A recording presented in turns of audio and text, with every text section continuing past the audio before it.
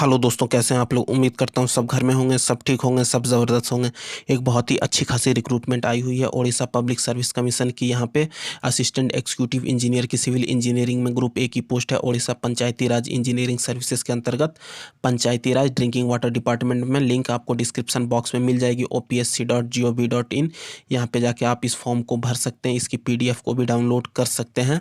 इस वीडियो में आपको पूरी की पूरी जानकारी मिलेगी, फॉर्म भरने की स्टार्टिंग डेट से लेके एंडिंग डेट तक, और उसके बाद आपका सिलेक्शन प्रोसेस से लेकर के आपका सिलेबस सब तक जानकारी मिलेगी। यहाँ पे बने रहिए हमारे साथ, कहीं जाने की आपको ज़रूरत नहीं है। मैं आपको बता देता हूँ कि यहाँ पे फॉर्म को भरने की डेट 26/8/2020 से शुरू होकर 25/9/2020 तक ख़त्म हो रही है, और 5/10/2020 को यहाँ पे रजिस्टर्ड फॉर्म को ऑनलाइन करने की जो डेट इन्होंने दे के रखी है।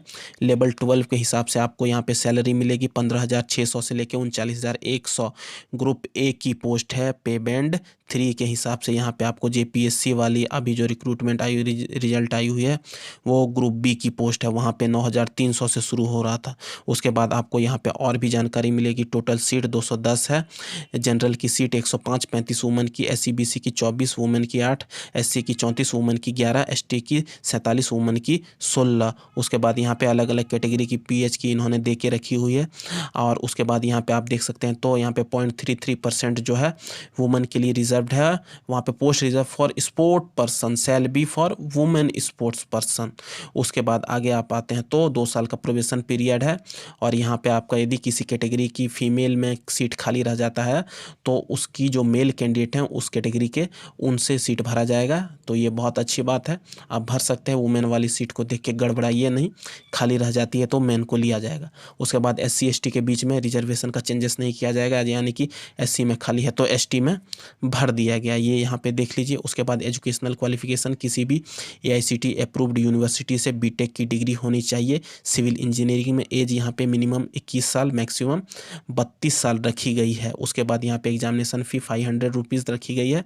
और वहाँ पे SC/ST और उड़ीसा के कैंडिडेट जो हैं, SC/ST के और PH वाले, उनको वहाँ पे छूट दी जाएगी और फ़ी नहीं लग रहा उनके लिए। उसके बाद आप आगे बढ़ सकते हैं, तो यहाँ पे fee debit card, credit card, net banking के माध्यम से कर सकते हैं। और यहाँ पे selection process written, viva voce, written में प्रीलिम्स, मेंस, और आपका एक वाइवा वोस टेस्ट होने वाला है। और इसमें 100 मार्क्स की क्वेश्चन रहेगी, 100 क्वेश्चन भी रहेंगे। उसके बाद 0.25 का नेगेटिव रेशियो है। उसके बाद मेंस में देख लीजिए, तो मेंस में आपके 150 क्वेश्चन रहेंगे, 300 मार्क्स के रहेंगे, और 2.5 घंटे का समय दिया जाएगा। इसमें 0.5 आपको नेगेटिव मार्किंग किया जाएगा। उसके बाद आप आगे देख लीजिए, जनरल स्टडीज़ में 300 मार्क्स रहेंगे। उसके बाद आपका स्पेशलाइज्ड पेपर जो कि सिविल इंजीनियरिंग का रहेगा, उसमें 300 मार्क्स रहेंगे। उसके बाद वाइवा वोस टेस्ट आपका 75 मार्क्स का रहेगा।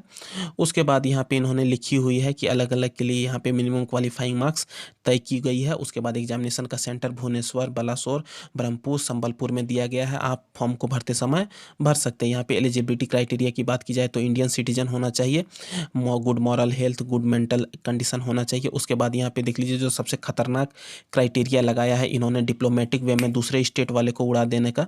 देख लीजिए कि यहाँ पे उड़िया लैंग्वेज होना चाहिए, पढ़ना आना चाहिए, लिखना आना चाहिए, और बोलना भी आना चाहिए। उसके बाद यहाँ पे उड़िया लैंग्वेज से यदि मिडिल स्कूल पास किए तो भर सकते हैं, मैट्रिकुलेशन पास किए तो भर सकते हैं। और यहाँ पे उड़िया का कंपलसरी लैंग्वेज कर ही दिया गया है, यानी कि अदर स्टेट वाले भर नहीं सकते हैं। Odia language compulsory. यदि आप जॉब वाले हैं तो नो ऑब्जेक्शन सर्टिफिकेट आपको यहाँ पे प्रस्तुत करना होगा। इंपॉर्टेंट पॉइंट दिया हुआ है, इंपॉर्टेंट हिडन पॉइंट बोल दीजिए इसको, ज़्यादा कोई मतलब नहीं है। SC/ST और SC/BC जो बाय बर्थ उड़ीसा के हैं, उन्हीं को यहाँ पे रिजर्वेशन मिलेगा। उसके बाद आप आगे और बढ़ते हैं, तो क्या क्या यहाँ पे लगने वाली है सर्टिफिकेट। HSC यहाँ पे इक्विवेलेंट सर्टिफिकेट आपको देनी होगी। उसके बाद इंटरमीडिएट की, यहाँ पे मैट्रिक की, इंटरमीडिएट की, डिग्री की, और उसके बाद मार्कशीट देते हैं आप 8 सेमेस्टर वाली सब कुछ, तो उनका कन्वर्जन सर्टिफिकेट भी लगाना पड़ेगा यदि पॉइंटर और परसेंटेज में यहाँ पे डिफरेंस आ जाता है तो। उसके बाद यहाँ पे अलग अलग के लिए बहुत सारी इन्होंने चीज़ दे करके रखी हुई है, उसको ज़्यादा जानने की आपको ज़रूरत नहीं होती है। आप यहाँ देख लीजिए ग्रुप, यदि आप फॉर्म को भर देते हैं तो आपका रिजेक्ट किस कंडीशन में हो सकता है, इनकम्प्लीट, और यहाँ पे साइन नहीं किए हुए हैं, एज लिमिट में यदि ज़्यादा कुछ रिलैक्सेशन ले लेते हैं, और सबसे बड़ा बात यहाँ की ओडिया टेस्ट यदि आप पास नहीं कर पाते हैं और यहाँ पे जो झूठ मूठ का सर्टिफिकेट प्रस्तुत करते हैं, सर्टिफिकेट प्रस्तुत नहीं कर पाते हैं उड़िया लैंग्वेज पेपर के साथ जो पास किए हैं, तब आपका फॉर्म रिजेक्ट किया जाएगा। उसके बाद इस फॉर्म को आप इसकी ऑफिशियल वेबसाइट पे जाके भर सकते हैं और यहाँ पे डिटेल में जानकारी मिल जाएगी कि क्या क्या भरना है, क्या क्या आपको भरते समय लग रहा है। फॉर्म भरने की तो डेट मैंने स्टार्टिंग में ही बता दी थी। उसके बाद यहाँ पे प्रीलिम्स की जो यहाँ पे दे के रखी है 100 क्वेश्चन 100 मार्क्स का, 25% का यहाँ पे नेगेटिव मार्किंग है, और सारी की सारी engineering mechanics, strength of material, structural analysis, concrete structure, steel structure, solid mechanics, fluid mechanics, irrigation, transportation, survey, सारे में यहाँ पे आपको 10-10 मार्क्स अलॉट किया गया है। एमसीक्यू टाइप की ऑब्जेक्टिव क्वेश्चन रहेंगी और एक सही क्वेश्चन पे 1 नंबर, गलत पे यहाँ पे 0.25 काट लिया जाएगा और 1.5 घंटे का समय दिया जाएगा। उसके बाद आप यहाँ पे देख लीजिए कि मेंस की जो सिलेबस इन्होंने दे के रखी हुई है, मेंस में यहाँ पे आपका रहेगा मेंस रिटन एग्जामिनेशन, आपका जनरल साइंस की यहाँ पे 200 मार्क्स रहेगी, जनरल स्टडीज़ की टोटल यहाँ पे 300, उसमें जनरल साइंस की 200, physics, chemistry, biology, information technology, nuclear science, computer technology, defence technology, space technology, geology, agriculture, सारे के सारे में आपको 20-20 मार्क्स का डिस्ट्रीब्यूशन है, टोटल 200 मार्क्स हो गया।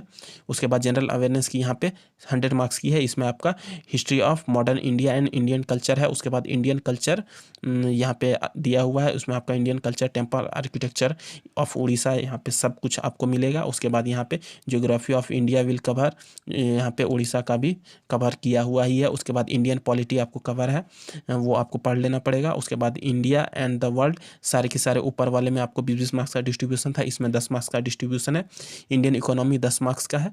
उसके बाद आप नीचे आते हैं तो यहाँ पे ये ऊपर वाले जो क्वेश्चन है वो भी ऑब्जेक्टिव टाइप की एमसीक्यू होगी, 2 मार्क्स में दिया जाएगा, गलत करते हैं तो 0.5 मार्क्स काट लिया जाएगा। और वहाँ पे 100 क्वेश्चन था और वहाँ पे 50 क्वेश्चन था दूसरे वाले सेक्शन में। उसके बाद यहाँ पे सिविल इंजीनियरिंग की बात की जाए तो सॉलिड मैकेनिक्स, स्ट्रक्चरल एनालिसिस, और जितनी भी आपको यहाँ पे दी हुई है डिज़ाइन ऑफ स्टील स्ट्रक्चर, यहाँ पे design of steel structure, concrete structure, building material, building construction. उसके बाद आप आते हैं नीचे तो estimation, construction, planning and management, उसके बाद water resources and hydraulic engineering. उसके बाद नीचे आ जाते हैं तो फ्लूइड मैकेनिक्स वगैरह, ओसीएफ सब कुछ दिया हुआ है, इन्वायरमेंटल इंजीनियरिंग भी दी हुई है यहाँ पे। उसके बाद आप नीचे आते हैं तो जियो टेक्निकल इंजीनियरिंग दी हुई है।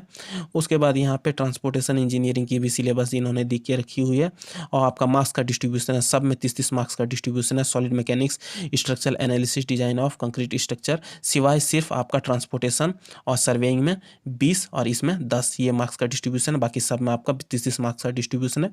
टोटल आपका 150 ऑब्जेक्टिव के क्वेश्चन रहेंगे और उसके बाद 2 मार्क्स दिया जाएगा, गलत करते हैं तो 0.5 मार्क्स काट लिया जाएगा। तो ये यहाँ की पूरी सिलेबस हो गई।